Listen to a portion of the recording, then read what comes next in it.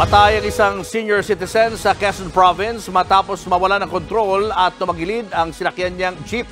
Dalawa naman ang patay sa salpukan ng dalawang van sa Nueva Vizcaya. Nasa frontline na balitang yan si JC Cosico.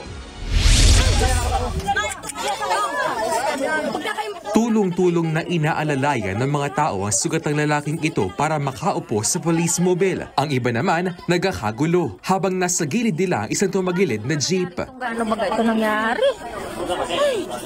Base sa investigasyon, papunta sana sa bayan ng Sariaya, Quezon ang mga sakay ng jeep para makipaglibing. Pagdating sa bahagi ng National Highway sa bayan ng San Francisco, nahirapan ang driver dahil matarik ang daan hanggang sa nawalan siya ng preno at nagdire-diretso hanggang sa mahulog sa gilid ng kalsada. Lumalabas na overloaded ang jeep na may 26 na pasahero. Agad na isinugod sa ospital ang mga sakay ng jeep pero nasawi ang 80 anyos na lola. Sugatan naman ang driver at ang 25 pang sakay ng jeep. Nauwi naman sa aregluhan ng insidente.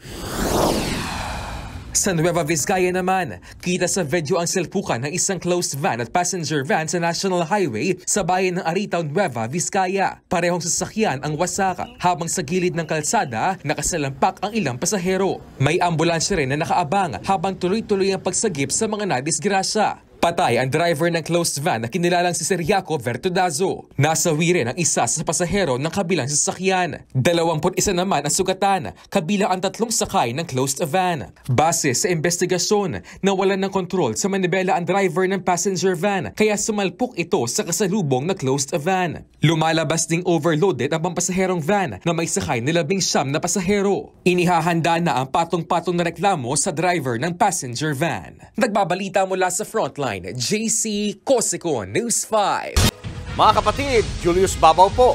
Huwag maging huli at maging una sa lahat ng balitaan. Para sa tuloy-tuloy na talakayan sa Frontline, mag-follow at mag-subscribe sa social media pages ng News 5.